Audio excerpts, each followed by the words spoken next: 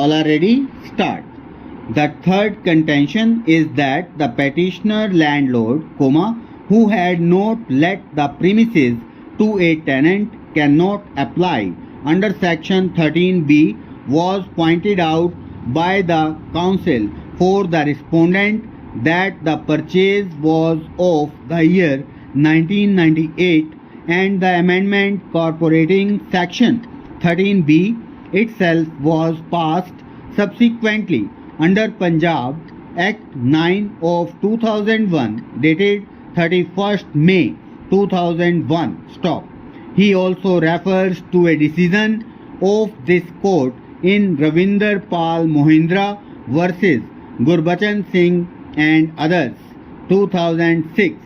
that even a petitioner, who is a co-owner and who had acquired a right from the original landlord, could maintain a petition under section 13b of the Act. As regards the last contention regarding change in character of the property held by the tenant,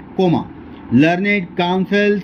reply was that the tenant himself did not set up any change in character from that of a tenant as such, but only pleaded a case of an agreement of purchase in the name of his wife. Among other contentions, the single contention that merits a deeper consideration appears to be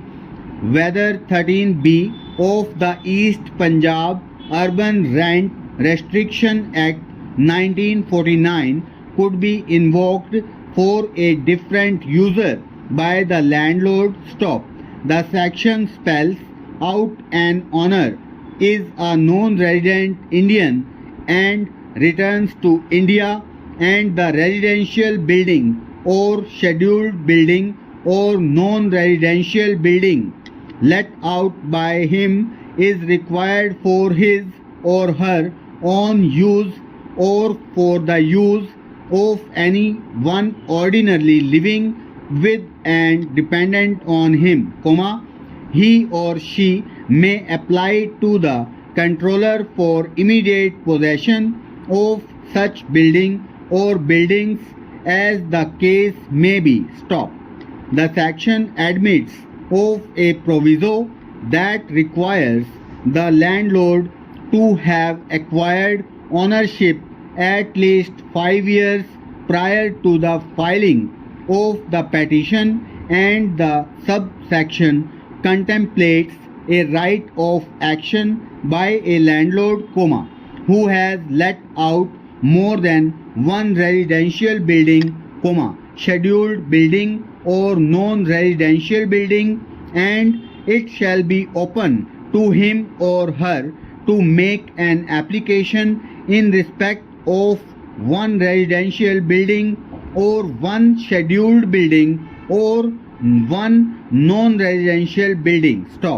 This section is at variance with section 13 subsection 3 that sets out the requirement of the landlord for residential purpose, and section 13 subsection 3 that sets out the requirement of the landlord for non-residential building.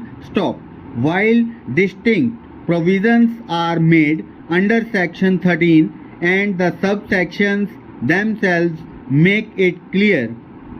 that the respective need of the landlord for residential or non-residential purpose could arise